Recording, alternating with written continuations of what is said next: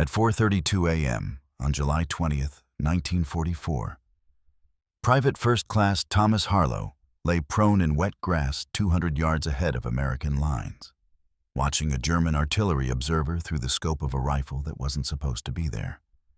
The rifle was a Winchester Model 70 in .270 caliber, purchased from the Sears, Roebuck and Company catalog in 1939 for $67.50. His company commander had called it a deer rifle, said it belonged in a duck blind, not a combat zone. The other soldiers called it the mail-order special. Now, Harlow was using it to line up a shot at 900 yards that every designated marksman in the 28th Infantry Division said was impossible. The German officer stood in a church steeple in the village of Saint-André-de-l'Épine, Hauptmann rank, based on the uniform visible through Harlow's 4-power Lyman scope. The officer held binoculars in his left hand, radio handset in his right. He was calling morning reconnaissance coordinates to artillery batteries 4 miles southwest. In approximately 23 minutes, German shells would start falling on American positions. Men would die. Same pattern as yesterday when 18 Americans were killed by artillery strikes, this observer directed.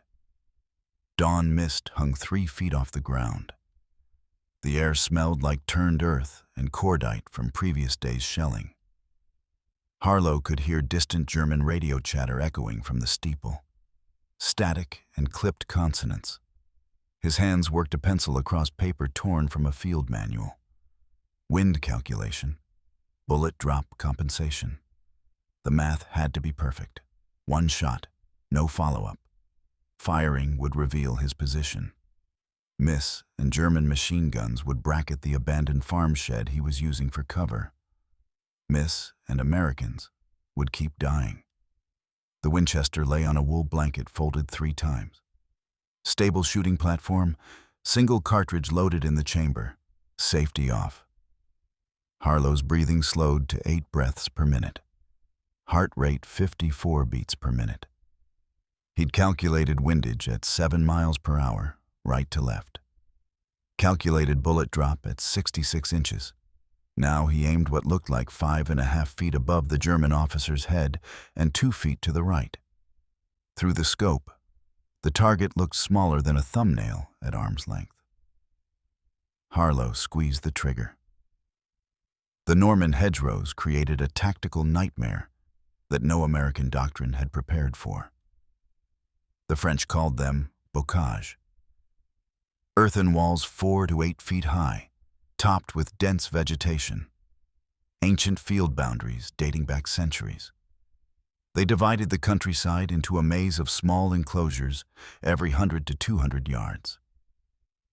Each hedgerow was a natural defensive position. Each field was a potential kill zone. German forces understood the terrain. They'd spent months preparing defensive positions throughout the bocage. Observation posts in church steeples, observation posts in farmhouse cupolas, observation posts in tall trees. Every elevated position became a platform for officers with binoculars and radios. They watched American movements, called artillery coordinates, directed fire with devastating precision. The 28th Infantry Division learned the cost quickly. 147 casualties in 3 weeks. Not from direct combat. From artillery strikes directed by observers the Americans couldn't reach. The pattern repeated daily. American units attempted to advance. German observers spotted the movement. Radio calls went out. 90 seconds later, shells arrived. Men died before they understood what killed them. July 12th, 1944. 2nd Battalion attempted to move 3 companies across open ground toward German positions. German observer in farmhouse cupola 780 yards from American lines spotted the movement immediately. Called coordinates. Artillery struck 4 minutes into the advance. 18 casualties. The battalion retreated. Tried again 3 hours later using different approach route. Same observer spotted them. Same result. 14 casualties. American troops couldn't advance without being targeted, couldn't maneuver without taking losses, couldn't dig in without being bracketed by artillery. The Germans owned the high ground, owned the observation, owned the kill zones. Division command knew the problem. The solution should have been simple. Kill the observers. Eliminate the spotters directing artillery fire. Take away German eyes, take away German accuracy. American marksmen tried. 12 designated shooters across the division, each trained, each equipped with proper military rifles, each failed. The range problem was mathematical. German observers positioned themselves at 700 to 900 yards from American lines, close enough to observe troop movements through binoculars, far enough to stay outside American rifle range. The M1903A4 Springfield rifle carried by division marksmen had a maximum effective range of 600 yards. Official doctrine, verified through training. Beyond 600 yards, accuracy degraded rapidly. The 2.5 power unertl scope couldn't resolve targets clearly past 650 yards. Bullet drop became extreme. Wind drift increased exponentially. American marksmen attempted 37 shots at German observers over 2 weeks. 0 confirmed kills. Every round fell short or scattered wide. The Germans learned quickly. They stayed at 700 yards minimum. Watched American shooters attempt impossible shots, occasionally waved. Then continued directing artillery that killed Americans with mechanical efficiency. July 15th. Staff Sergeant Robert Chen attempted to engage German observer in church steeple 850 yards away. Chen was the best marksman in 2nd Battalion, 2 years of training. Competition shooter before the war. He understood ballistics, understood wind reading, understood the limitations of his equipment. He took the shot anyway. Watched through his scope as the round impacted church wall 60 feet below the target. The German observer didn't even flinch. Continued directing fire for 3 more hours. 9 American casualties resulted. Division command requested specialized long-range sniper rifles. July 10th. The request entered logistics chain. 2 weeks later, still pending. Equipment priority went to ammunition, medical supplies, fuel, replacement vehicles. Specialized rifles classified as non-essential specialty equipment. Estimated arrival time, 4 to 6 weeks. Americans died daily while paperwork processed through channels in rear areas where staff officers didn't hear the artillery. Counter-battery artillery fire proved ineffective. American artillery could target German observation posts. Did target them, repeatedly. But German observers simply relocated to opposite sides of buildings. Moved to different positions, called coordinates from new locations. American shells destroyed empty rooms, while German officers continued operations from safety. Air support requests were denied. Weather conditions poor. Priority missions elsewhere. Close air support reserved for major offensives. 18 dead Americans from one observer's artillery direction didn't qualify as priority. The 28th Division was stuck. Couldn't move forward. Couldn't eliminate the observers killing them. Couldn't get equipment that might solve the problem. Standard military solutions weren't working. Standard military equipment wasn't sufficient. Americans kept dying, while German officers stayed safe at 700 yards. The 12 designated marksmen carried identical equipment. M1903A4 Springfield rifle, bolt action, 5-round internal magazine, 30 caliber .06 Springfield cartridge, unertl 2.5 power telescopic sight mounted offset to allow stripper clip loading. The rifle weighed 9.7 pounds loaded. Muzzle velocity, 2,800 feet per second. Bullet weight, 150 grain M2 ball ammunition. Maximum effective range by official doctrine, 600 yards. That number came from training standards, from testing data, from decades of military rifle development. The M1903A4 was a good rifle, accurate, reliable, adequate for most combat situations in World War II. But adequate wasn't enough in the hedgerow country where German observers operated beyond its effective envelope. At 800 yards, the Springfield's bullet dropped approximately 78 inches, 6.5 feet. The shooter had to aim more than 6 feet above the target to compensate. But the unertl scope's 2.5 power magnification made target identification difficult beyond 650 yards. A German officer at 800 yards appeared as a dark shape through the scope. Not enough detail to identify rank, barely enough to confirm it was human. Aiming 6 feet above a barely visible target required guesswork. Wind drift compounded the problem. 10-mile-per-hour crosswind pushed the Springfield's bullet 34 inches off course at 800 yards, nearly 3 feet. Wind speed varied constantly. Gusted, shifted direction. Reading wind at 800 yards required observing grass movement, tree branch sway, feeling air pressure, then calculating drift based on estimated wind speed. Too many variables, too much uncertainty. The designated marksmen knew their limitations. Chen attempted the 850-yard shot on July 15th because Americans were dying, not because he thought he could make it. Mitchell tried similar shots, failed. Other marksmen tried, all failed. The rifle wasn't capable, or the scope wasn't powerful enough, or the shooters weren't skilled enough. Didn't matter which. The result was the same. German observers stayed alive. Americans kept dying. Division Armory had no alternative rifles, no specialized sniper weapons, no long-range systems. The M1903A4 was the designated marksman rifle. Period. Some units in Europe had received M1C Garand sniper variants, flash hiders and scope mounts on M1 rifles. But 28th Division wasn't issued any. Supply priorities went elsewhere. The marksmen requested better scopes, higher magnification. The request disappeared into supply channels. No response. They requested different ammunition, match-grade rounds with better ballistics. Also denied. They requested permission to modify their rifles. Install commercial scopes purchased from home. Denied.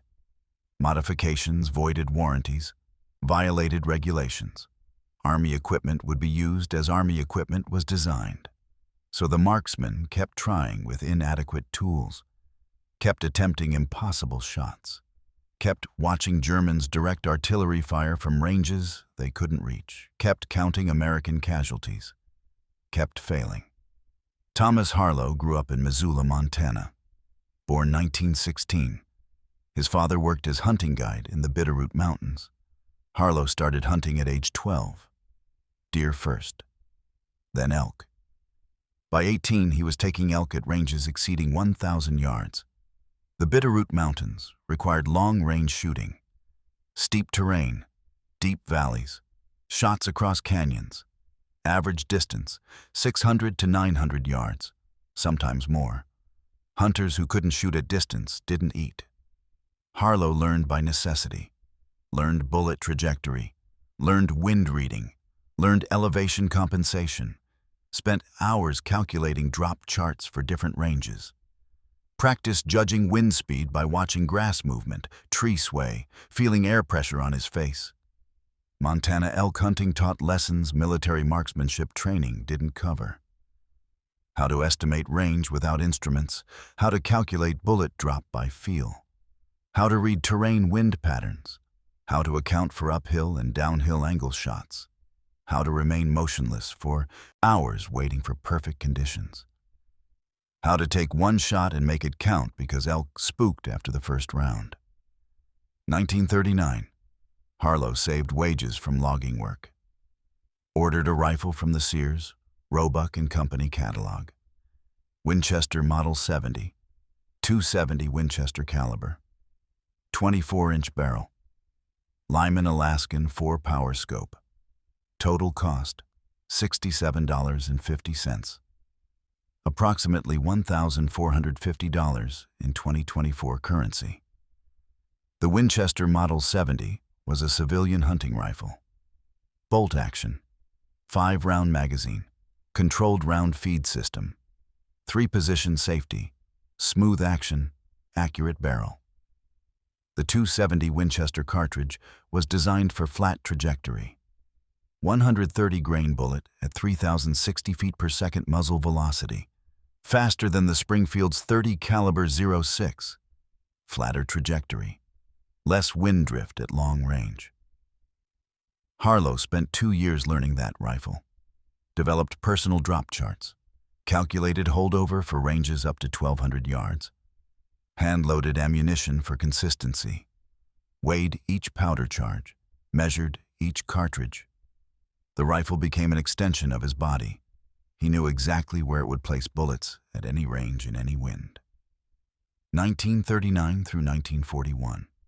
Harlow hunted every fall, took elk at extreme ranges.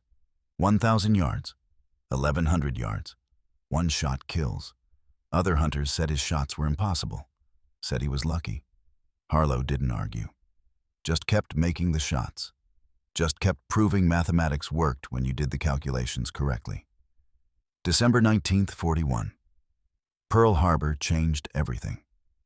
Harlow enlisted, Army Infantry, reported for basic training, February 1942. The Winchester went with him. Personal possession, wrapped in oilcloth, packed in his duffel, against regulations, but nobody checked. Training, deployment, England, then Normandy. Harlow landed at Utah Beach, June 8, 1944. D+2. The Winchester stayed wrapped in oilcloth, hidden in his duffel throughout the landing. He kept it concealed through 3 weeks of hedgerow fighting, used his issued M1 Garand in combat. The Winchester remained hidden, secret, waiting. July 5th. Company Supply Sergeant inventorying equipment. Found the Winchester during tent inspection, long rifle case wrapped in canvas. The sergeant opened it, saw the civilian hunting rifle, saw the Sears, Roebuck and Company stamp on the barrel, reported it immediately to the company commander. Captain William Foster examined the rifle that afternoon, read the manufacturer's stamp, looked at the civilian scope, looked at Harlow. "This is a deer rifle, Harlow. We're fighting Germans, not elk." Harlow said nothing. Foster handed the rifle back. "Store this with personal effects. Use your issued M1 Garand. This is the U.S. Army, not a hunting lodge." Word spread through the company within hours. The Montana kid brought a Sears catalog rifle to France. The designated marksman heard about it, came to look, saw the civilian hunting rifle with its commercial scope.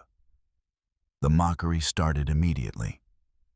Staff Sergeant Chen: "That scope probably came with a decoder ring." Corporal Mitchell: "What did you order it with? Cereal box tops?" Other soldiers joined in. The nicknames began. Mail order special, Sears catalog cowboy, the Montana duck gun, Buffalo Bill's souvenir. Every time Harlow walked past the marksman, someone made a joke, made a comment, asked if he'd ordered a bazooka from Montgomery Ward, asked if his scope came with a toy surprise. Harlow stored the Winchester with his personal gear, said nothing in response to the mockery, followed orders, used his M1 Garand in combat operations, watched the designated marksmen attempt long-range shots with their Springfields, watched them fail, watched Germans direct artillery from 800 yards, watched Americans die, kept his drop charts hidden in his pack, kept his hand-loaded ammunition concealed. 80 rounds of 270 Winchester cartridges, each one measured, each one tested, each one capable of reaching 900 yards with lethal energy.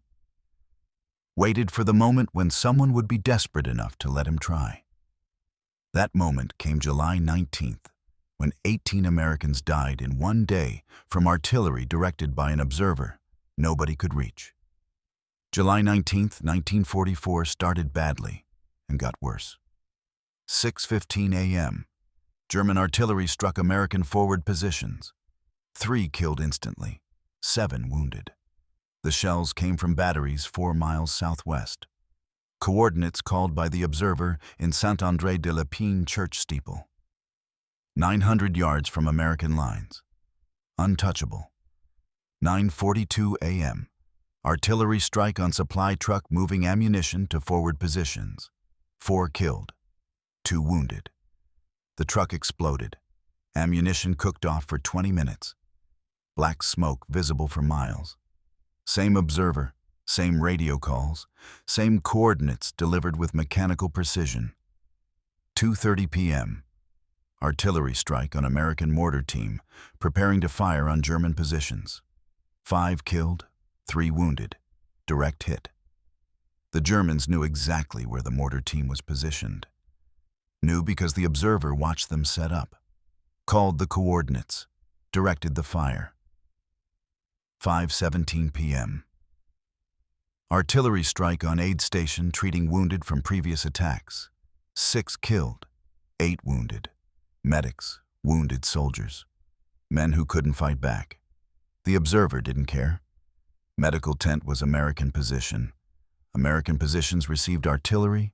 Total casualties, July 19th. 18 dead, 20 wounded. All directed by single German Hauptmann in church steeple. All preventable if someone could reach him. All inevitable because nobody could. Sergeant Chen attempted 3 shots at the observer that day. Ranges estimated 880 to 920 yards based on map measurements. All rounds impacted church exterior wall 40 to 70 feet below the target. Chen's M1903A4 Springfield simply couldn't reach. The German observer watched the attempts. Didn't move.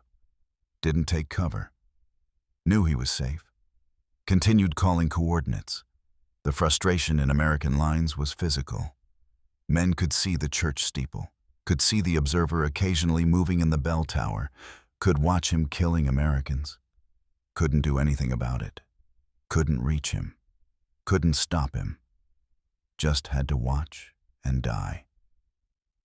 7 p.m. Captain Foster called officers meeting at company command post, gathered lieutenants, senior sergeants, the designated marksmen, discussed options, reviewed failed attempts, searched for solutions that didn't exist. Foster's voice carried through tent walls. We can't move. We can't advance. That son of a bitch is killing us, and we can't touch him. Battalion commander had ordered the company to hold current positions. No air support available. Weather conditions poor. Priority missions elsewhere.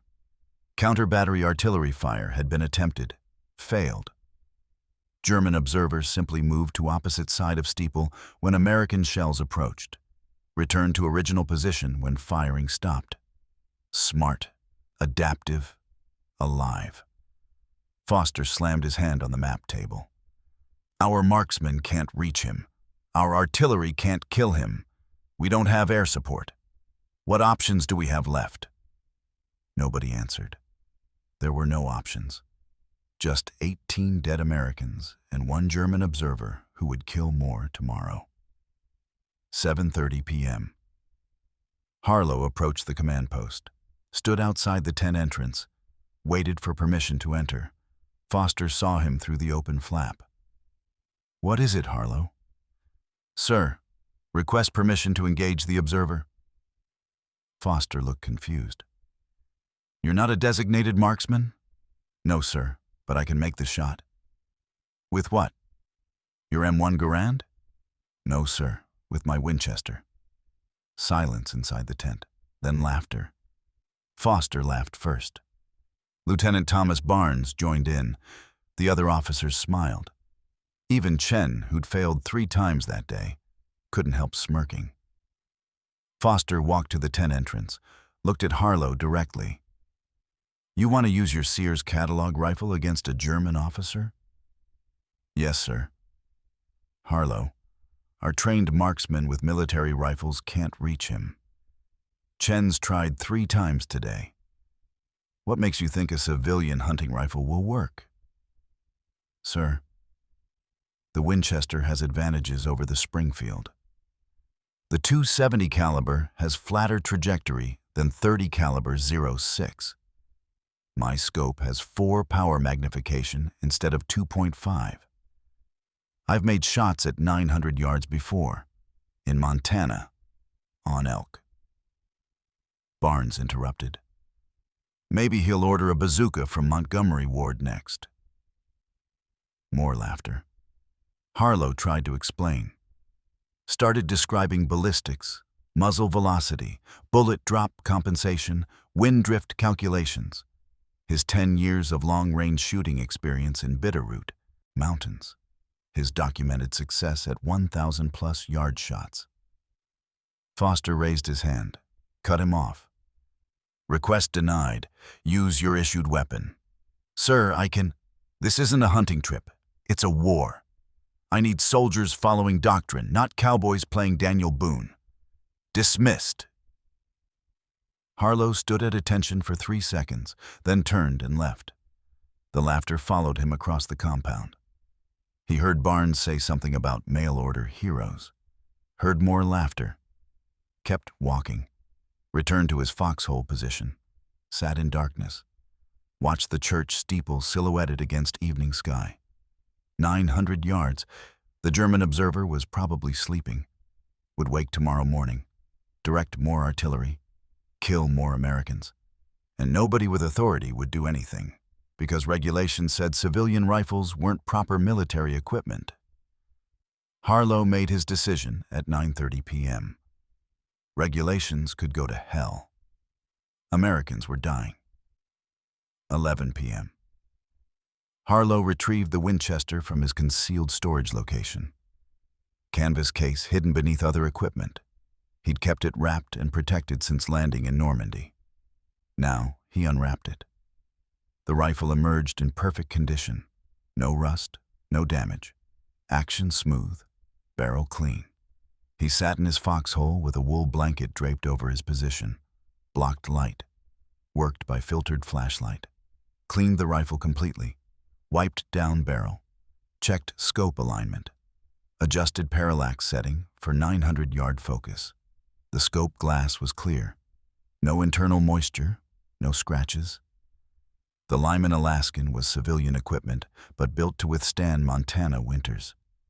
Normandy summer was nothing. Selected 5 cartridges from his hand-loaded ammunition supply. Each cartridge identical. Weighed individually. Powder charges measured precisely. 130-grain bullets seated to exact depth. These weren't military ball ammunition. These were precision loads developed over 2 years of testing. Harlow knew their ballistics exactly. Knew their trajectory. Knew what they would do at 900 yards. The mathematics took 40 minutes. He spread a map on his lap. Used string and compass to measure distance from his position to church steeple. 900 yards confirmed. Checked elevation difference. The steeple bell tower was 90 feet above ground level. His position approximately 12 feet above sea level based on terrain. Elevation advantage to target, 78 feet. Angle compensation required. The upward angle meant effective distance was slightly less than actual distance. Approximately 888 yards, effective. Bullet drop at 888 yards for .270 Winchester 130 grain, 68 inches, 5 feet 8 inches. He would have to aim nearly 6 feet above the target. Wind estimation was harder. Current conditions, light breeze from his left, approximately 6 to 8 miles per hour based on grass movement, but wind, change by dawn, could increase, could shift direction completely. He'd have to check conditions again at shooting time. For planning purposes, assumed 8-mile-per-hour left-to-right crosswind. Wind drift calculation at 888 yards, approximately 26 inches, just over 2 feet. Hold 26 inches left of target to compensate. Target size, German officer torso, approximately 18 inches wide, 24 inches tall. Church steeple window opening, 30 inches wide, 48 inches tall. At 900 yards through 4 power scope, the target would appear slightly larger than thumbnail at arm's length. Margin for error, minimal. Wind gust of 2 miles per hour would push bullet outside kill zone. Elevation miscalculation of 6 inches would result in complete miss. Harlow recalculated 3 times. Same numbers, 68 inches elevation, 26 inches windage. The holdover was extreme. Aiming nearly 6 feet above target meant the German officer would disappear below his crosshairs. He'd be aiming at empty sky and trusting mathematics to bring the bullet down onto target. He'd done this before. Montana. Bull elk at 1,040 yards. Similar holdover, similar wind. That shot took 3 attempts. He'd had time for attempts in Montana. Here, he'd have time for 1, maybe 2 if the German didn't immediately take cover. Probably 1. Sleep wasn't possible. Harlow spent hours in his foxhole rechecking calculations, rechecking drop charts, thinking about Montana hunts, remembering long shots, remembering successes, remembering failures. The elk he'd missed at 980 yards because he miscalculated wind. The elk he'd wounded at 1,100 yards because he misjudged range. This couldn't be a wound. This couldn't be a miss. This had to be perfect. 3:45 a.m. July 20th. Harlow made his move. He left his foxhole carrying the Winchester wrapped in wool blanket. Moved through American lines without proper authorization. Passed first sentry position. Claimed he was checking defensive wire. Sentry nodded. Let him pass. Passed second sentry. Same excuse. Third sentry was sleeping. Harlow moved past without waking him. 200 yards ahead of main American line. Forward observation area. Abandoned farm equipment shed. Collapsed wall on eastern side. Harlow had scouted this position 3 days earlier. Perfect line of sight to church steeple. Partial concealment from German positions. Elevated slightly above surrounding terrain. 8 feet higher than surrounding fields. Minor advantage, but it helped. He reached the shed at 4:15 a.m. Checked the sight line. Church steeple visible against lightning eastern sky. Clear view. No obstructions. Used ranging reticle and scope to confirm distance. Measured steeple height against reticle marks. Calculated distance, 900 yards, confirmed. Adjusted for 8-foot elevation advantage of shed position. Effective range now 882 yards.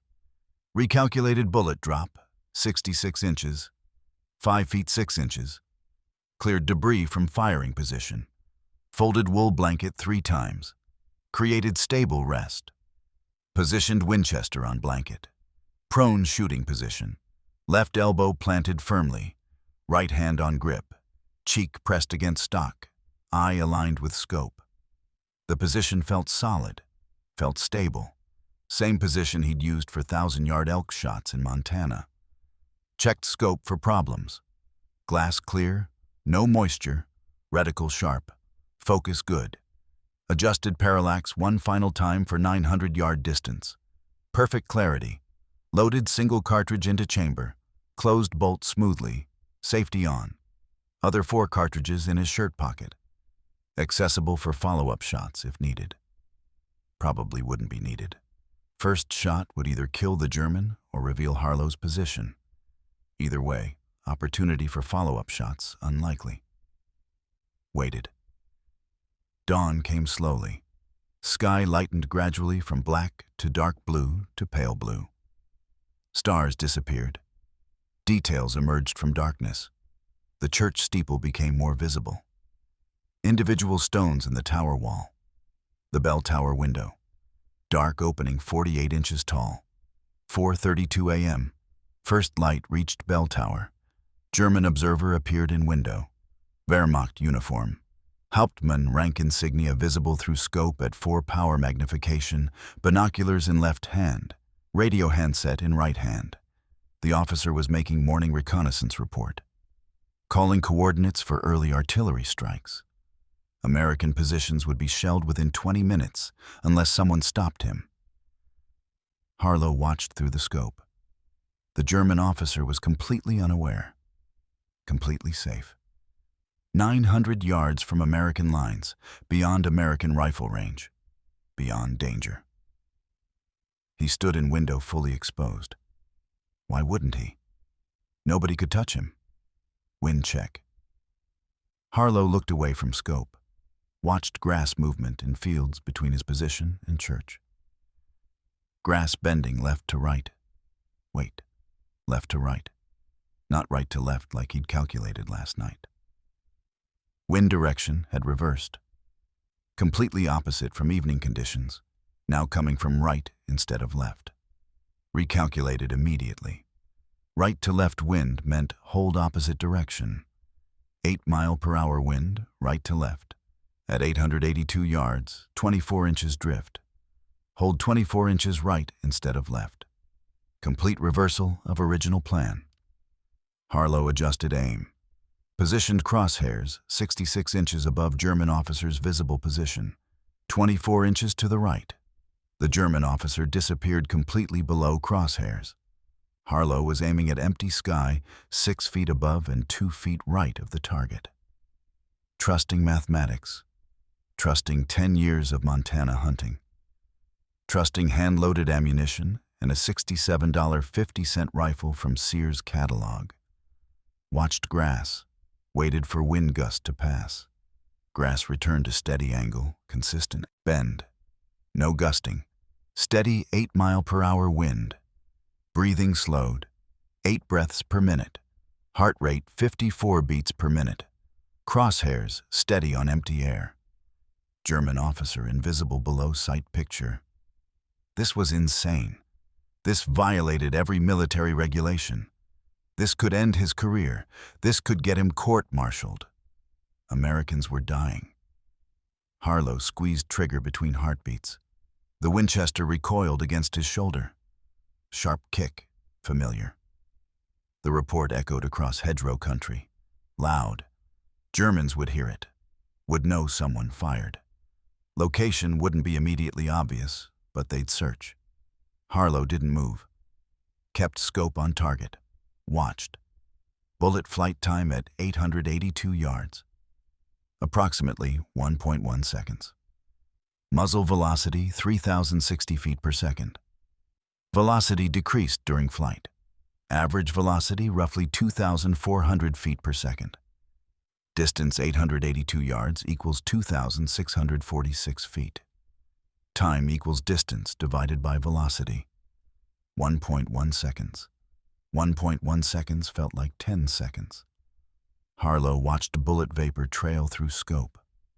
Visible in dawn air, thin line arcing across sky, rising, reaching apex, descending, mathematics made visible, physics made lethal. The bullet dropped toward target. Impact. German Hauptmann jerked backward. Center mass hit. Slightly left of sternum. The officer collapsed immediately. Binoculars fell from his hands. Dropped from window. Clattered on stone 70 feet below. Radio handset followed. Dangled from cord.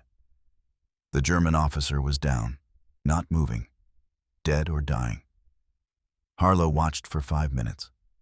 No movement in steeple window. No other German soldiers appeared. The observer had been working alone. Common practice. One man, one radio, continuous observation. Now, one dead German. Harlow ejected spent cartridge, caught it in his hand. Brass still warm. Didn't leave it on ground. Evidence? He pocketed the brass. Didn't reload. Didn't need to. Target eliminated. Mission accomplished. Now just needed to escape without getting killed or court-martialed. Wrapped Winchester in blanket. Moved from shed using covered approach. Different route from arrival. Circled south. Re-entered American perimeter at different location. Different sentries.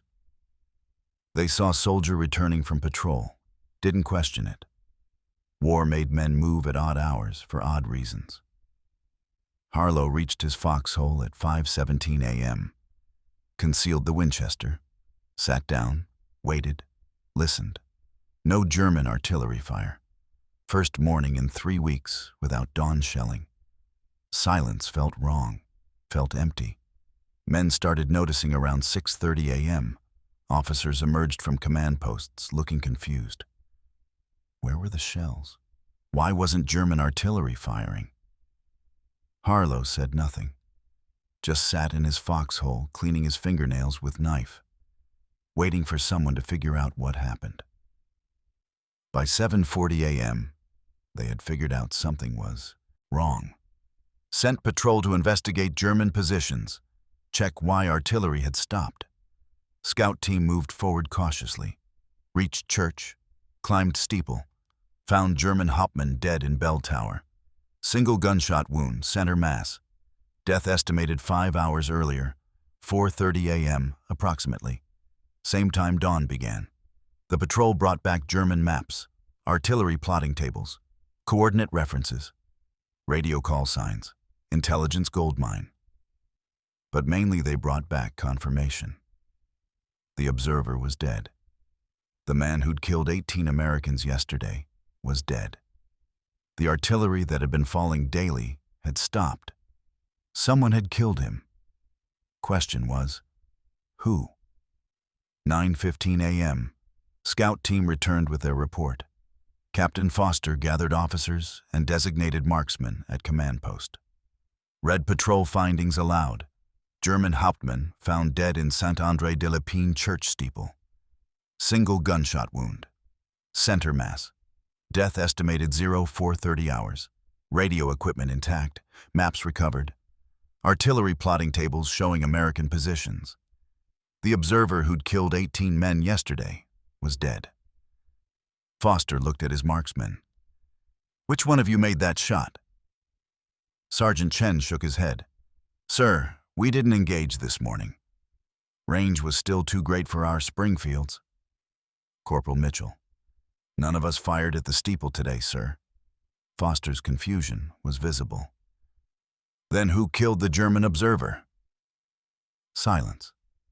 Officers looked at each other. Marksmen shrugged. Nobody knew. Nobody had authorization to engage. Nobody had reported taking a shot. Harlow stepped forward. Sir, I made the shot at 04:33 hours. Every head turned. Foster stared. With what weapon? My Winchester, sir. The Sears catalog rifle. Someone laughed, thought it was joke. But Harlow's expression was serious. He reached into his pocket, produced spent .270 Winchester cartridge. Brass casing, still faintly warm, placed it on Foster's map table. Range was 882 yards, effective distance, accounting for elevation. Wind right to left at 7 miles per hour. Bullet drop compensation 66 inches. Wind drift 24 inches right. Foster picked up the brass casing, examined it. Not .30 caliber .06, not military ammunition, civilian hunting cartridge. He looked at Harlow for a long moment. You violated my direct order. Yes, sir. You used unauthorized weapon. Yes, sir. You left your position without permission. Yes, sir. You engaged enemy combatant using non-military equipment. Yes, sir. Foster set down the brass casing, looked at the patrol report, looked at the map showing church steeple, 900 yards from American lines. Looked back at Harlow. Court-martial or commendation? Haven't decided which yet. He paused. Where's the rifle now? Concealed in my foxhole, sir. Keep it there, but stay on standby. We'll discuss this later." The marksmen were silent. Chen stared at the brass casing. Mitchell looked stunned. The mail-order special had just done what 12 military rifles couldn't do. Killed German officer at 900 yards. First shot. No follow-up needed. Barnes, the lieutenant who'd mocked Harlow last night, said nothing. Just stared. Foster dismissed everyone except Harlow. When tent cleared, Foster spoke quietly. 18 men died yesterday. 0 died today. That's the only math I care about right now. He paused. But you violated regulations. I can't ignore that officially. Understood, sir. Unofficially, thank you. Foster looked at the map. Think you can do it again if needed? Yes, sir. Good. Dismissed. 2:30 p.m. New problem emerged. German forces established 2 new observation posts, learning from morning's loss. One observer in farmhouse cupola, 840 yards from American lines. Second observer in tall poplar tree, 910 yards away. Both directing mortar fire. American casualties, 6 wounded in first 30 minutes. Foster found Harlow in his foxhole. Can you reach them? Harlow studied both positions through binoculars. Farmhouse cupola had clear line of sight.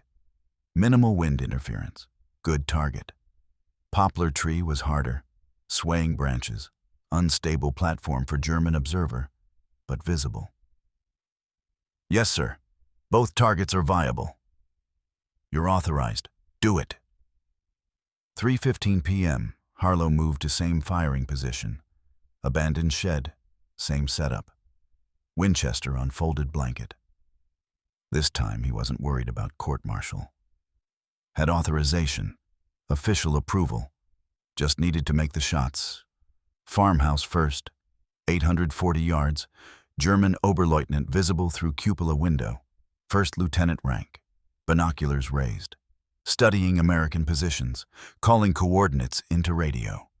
Completely unaware someone was lining up shot. Wind conditions, 5 miles per hour quartering left. Less wind than morning.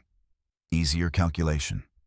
Bullet drop at 840 yards, 58 inches, 4 feet 10 inches. Wind drift, 16 inches, just over 1 foot. Harlow positioned crosshairs, 58 inches high, 16 inches left. German officer centered in mental projection below sight picture. Breathing controlled, heart steady, squeezed trigger. Winchester fired. Recoil familiar now. Third shot of the day. Getting used to the rhythm. Watched vapor trail arc across afternoon sky. 1.0 seconds flight time. Impact.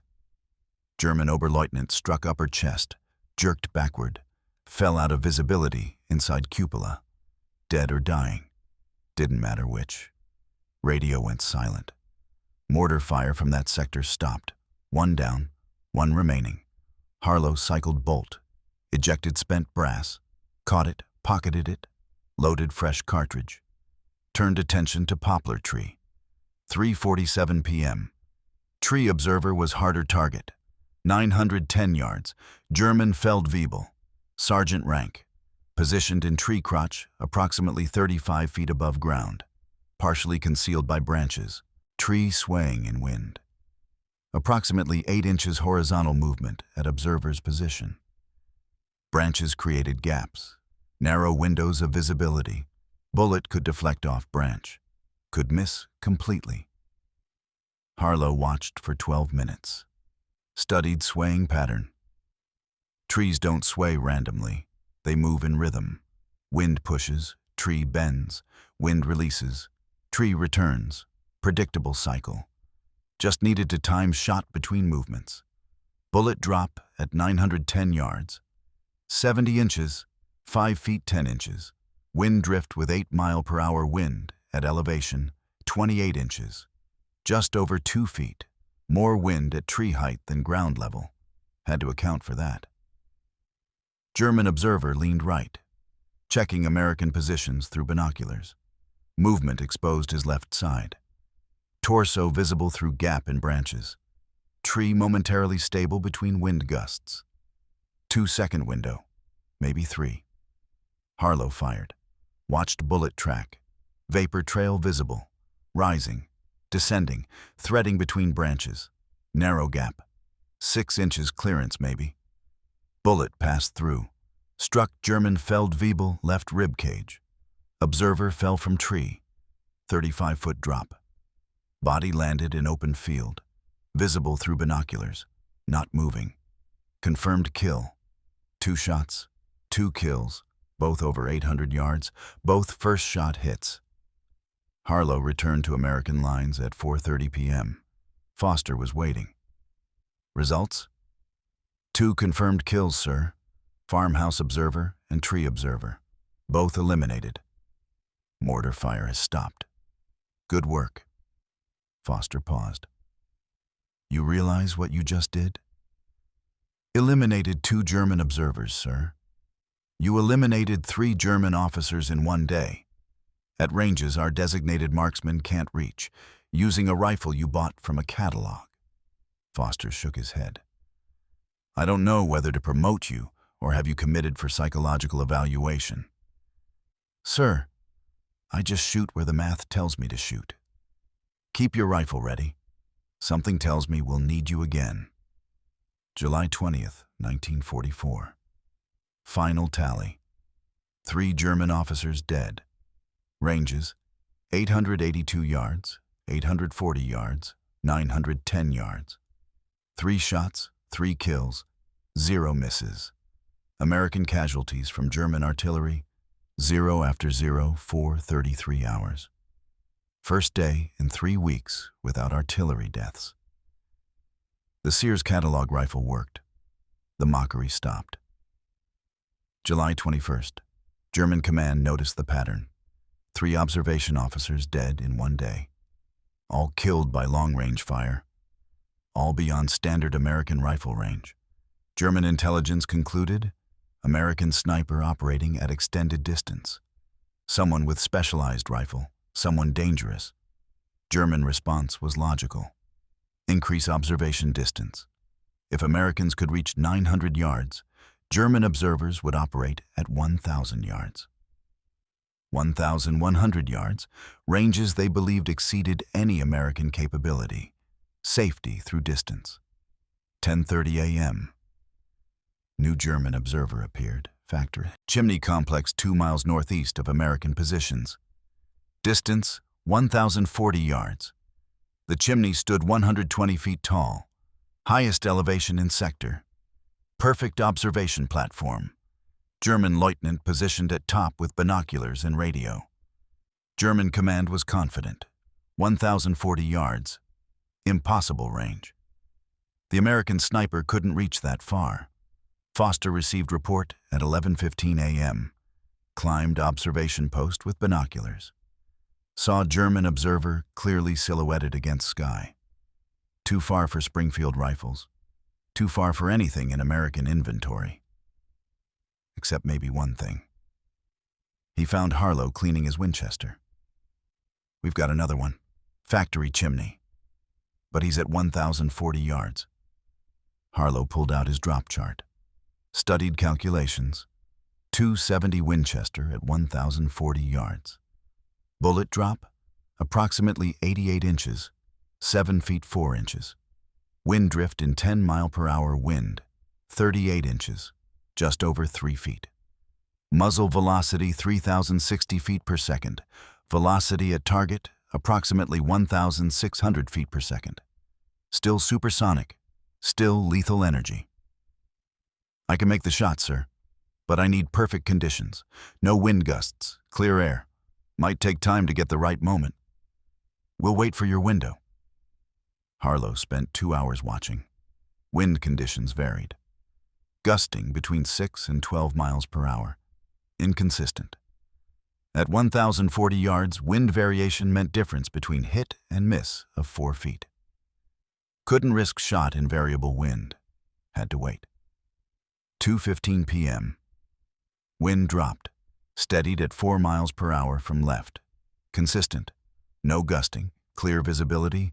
No heat mirage. Temperature 68 degrees. Humidity moderate. Optimal conditions. Harlow moved to firing position. Same shed, same blanket. Winchester positioned. Scope focused. German lieutenant visible at chimney top. Young officer, maybe 25 years old. Confident. Safe at 1,040 yards. Beyond danger, beyond American reach. Range confirmed, 1,040 yards. Effective distance accounting for slight elevation advantage. 1,036 yards. Bullet drop, 88 inches. Wind drift at 4 miles per hour, 20 inches. Harlow would aim 7 feet 4 inches high and 20 inches left of target. The holdover was extreme, most extreme shot he'd ever attempted. Montana elk hunting, longest confirmed kill was 1,040 yards, same distance. But that took 3 attempts. This would be 1 attempt. Maybe 2 if German didn't react fast enough. Probably 1. Positioned crosshairs 88 inches above German officer's visible position, 20 inches left. The German disappeared completely below sight picture. Harlow was aiming at empty sky 8 feet above target. Trusting mathematics, trusting ballistics, trusting a $67.50 rifle. Breathing slowed. 7 breaths per minute. Heart rate 50 beats per minute. Crosshairs held on empty air. Steady, stable. Felt right. Fired. Time of flight, 1.3 seconds, longest flight time yet. Harlow watched through scope. Bullet vapor trail rose impossibly high. Arc peaked. Seemed to hang suspended, then descended, dropping toward target over 1,000 yards away. The German lieutenant collapsed. Body slumped against chimney railing, visible through scope even at 1,040 yards. Not moving. Confirmed kill, 1,040 yards. 4th kill in 2 days. Foster witnessed the shot from observation post. Watched through binoculars. Saw German officer fall. Turned to his radio man. "Get me division headquarters, now." July 22nd. German battalion commander was desperate. Lost 4 observation officers in 48 hours. Couldn't establish observation posts without officers dying. Couldn't direct artillery without observation. Couldn't fight effectively without artillery. The American sniper was destroying German tactical capability. New strategy. Observers work in pairs. Theory. American sniper couldn't engage 2 targets simultaneously. One would survive. One would escape. One would call coordinates. 3 observation teams deployed. 6 observers total. Ranges? 920 yards, 1,000 yards, 1,080 yards. All beyond standard American rifle range. All supposedly safe. 6:45 a.m. Harlow identified all 6 observers through binoculars. 3 teams, 2 men each. He selected priority targets, officers rather than enlisted observers. Hauptmann ranks more valuable than Unteroffizier ranks. Kill officers first. Enlisted men might flee. First team, farmhouse roof, Hauptmann and Unteroffizier. 920 yards. Clear line of sight. Moderate wind. 4 miles per hour left to right. Bullet drop, 69 inches. Wind drift, 22 inches. Harlow fired. Hauptmann dropped. Center mass hit. Unteroffizier saw his commander die. Dropped radio. Fled from roof. Scrambled down ladder. Ran. Harlow didn't pursue. Mission accomplished. Observation post eliminated. 1 down, 5 remaining. 1:30 p.m.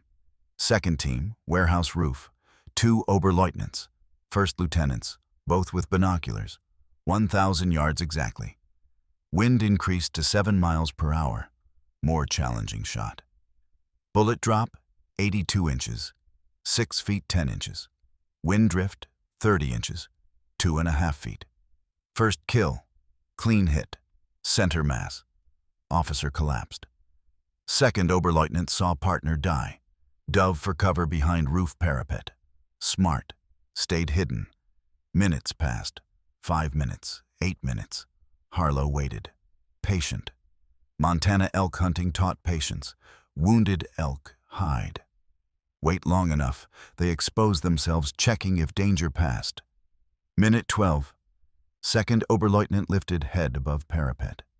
Checking on dead comrade, checking if shooter's still there. Fatal mistake. Harlow fired. Headshot. Not intentional.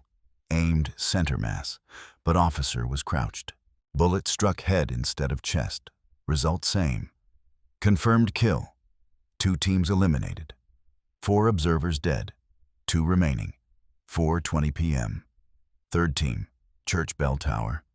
Different church, different village. Lieutenant and Feldwebel.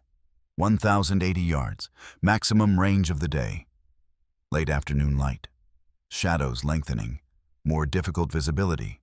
Wind conditions shifting. 7 to 9 miles per hour. Variable direction. This was hardest shot of 3 days. Range exceeded 1,000 yards. Light conditions degrading. Wind inconsistent. Target partially concealed by bell tower architecture. Harlow waited for optimal moment. Watched wind. Watched light. Watched target movement. 23 minutes. Finally, German lieutenant moved into clear position. Wind momentarily steady. 8 miles per hour from right. Light adequate. Bullet drop at 1,080 yards, 92 inches, 7 feet 8 inches. Wind drift 34 inches, nearly 3 feet. Aimed almost 8 feet above and 3 feet right of target. The German lieutenant was invisible below holdover point. Pure faith in mathematics. Fired. Time of flight, 1.4 seconds. Watched bullet arc. Highest trajectory of any shot in 3 days. Descended toward target. Impact. German lieutenant fell, not immediately dead. Wounded. Visible moving. Crawling. But radio dropped. Observation capability eliminated. Feldwebel visible in tower window. Partially concealed. Harlow adjusted for wind shift. 9 miles per hour now. Recalculated. 36 inches wind drift. Aimed. Fired. Feldwebel hit. Torso wound. Fell from view. Later confirmed dead through German radio intercept reporting 2 officers killed at church position. 3-day total complete. July 20th through July 22nd. 9 confirmed kills. All German officers or senior NCOs. Ranges, 840 yards to 1,080 yards. 11 shots fired total. 9 kills, 2 misses. Kill rate, 82%. Average range, 940 yards. American casualties from German artillery during same period, 3 wounded. Down from previous average of 18 dead per day. Lives saved through observer elimination. Estimated 45 to 50 based on casualty rate comparison. The Winchester Model 70, purchased from Sears catalog for $67.50, had killed 9 German officers in 72 hours and saved approximately 50 American lives. July 23rd. Foster filed official after-action report. Detailed Harlow's performance, ranges, conditions, results. Forwarded to 28th Division headquarters with recommendation for commendation. Also requested authorization for other soldiers to use civilian long-range rifles if available. July 25th. Major General Norman Cota reviewed report personally. Commander of 28th Infantry Division, veteran of Normandy landing. Practical officer who valued results over regulations. Requested meeting with Harlow. Interview lasted 90 minutes. Cota asked about Winchester specifications, asked about .270 Winchester ballistics, asked about Montana hunting experience, asked technical questions about wind reading, range estimation, bullet drop calculation. Harlow answered everything, showed his drop charts, explained his hand-loading process, demonstrated his calculation methods. Cota was impressed, but wanted proof. Can you demonstrate this capability? July 26th. Firing range behind division lines. Man-sized silhouette target at 1,000 yards. Witnesses: General Cota, division marksmen, battalion commanders, intelligence officers. Official demonstration. Harlow fired 5 shots. Conditions: 8-mile-per-hour wind, clear visibility. Temperature 72 degrees. Results: 4 hits center mass, 1 hit upper chest. 5 shots, 5 hits. Time elapsed: 8 minutes, including wind reading between shots. Division marksmen attempted same target with M1903A4 Springfields. 15 attempts total, 0 hits. Some rounds came close. Most fell short, none connected. The Springfield couldn't reach reliably at 1,000 yards. The Winchester could. Cota made his decision immediately. Issued division order. Soldiers possessing civilian long-range rifles were authorized to use them in combat. Requirements: demonstrated proficiency at 600+ yards, officer approval, adequate ammunition supply. No more mockery, no more regulations prohibiting effective weapons. Results mattered more than doctrine. Harlow promoted to sergeant. Assigned as division long-range marksmanship instructor. Tasked with training other soldiers on extended-range shooting principles. The Montana farm kid who'd been mocked for bringing a Sears catalog rifle to war was now official division instructor teaching others how to kill at impossible ranges. Word spread. Other divisions heard about the mail-order sniper. Soldiers who'd concealed civilian rifles came forward, brought them to officers, requested authorization. By August 15th, 28th Division had 8 soldiers using civilian hunting rifles. 3 Winchester Model 70s in .270 caliber. 2 Springfield Sporters in .30 caliber .06. 2 Mauser Sporters in 7mm. 1 Winchester in .257 Roberts. All outperformed military M1903A4 rifles beyond 700 yards. German counter-sniper operations increased. August brought specialized German snipers with Carabiner 98 rifles and Zeiss scopes. Counter-sniper duels. Harlow survived 3 engagements. Hit 1 German sniper at 780 yards. Non-lethal shoulder wound, but eliminated threat. German artillery observers became increasingly reluctant to expose themselves. Average observation time dropped from 45 minutes to 8 minutes. Officer rotation increased. Some positions abandoned entirely. German artillery effectiveness in 28th Division sector decreased 57% compared to June-July period. American advances resumed. By September, 28th Division advanced 12 miles beyond predicted schedule. Casualty rates dropped 34%. All because German observers couldn't operate safely. All because one Montana hunter with Sears catalog rifle proved civilian equipment sometimes worked better than military issue. Harlow's final combat statistics: 23 confirmed kills by war's end. All at ranges exceeding 800 yards. Longest confirmed kill, 1,150 yards. German officer. December 19th, 1944. Battle of the Bulge. Snow. 15-mile-per-hour wind. Temperature 18 degrees. That shot required 30 minutes of calculation and patience. But it worked. Winchester Model 70 fired approximately 380 rounds in combat. Rifle condition at war's end. Worn but functional. Scope held 0 despite rough handling. Harlow cleaned it every night throughout European campaign. Treated it like the life-saving tool it was. May 1945. War ended. Harlow granted permission to keep Winchester as personal property. Unusual authorization.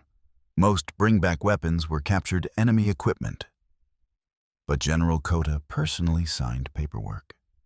Notation read, "This rifle saved more American lives than any other individual weapon in the 28th Infantry Division." Harlow returned to Montana, returned to hunting, Winchester went back to elk duty. Same rifle that killed 23 Germans killed Montana elk for 35 more years. Harlow rarely discussed combat. When people asked about the war, did my job, came home, that's all. He died 1981, age 65. Heart attack while elk hunting.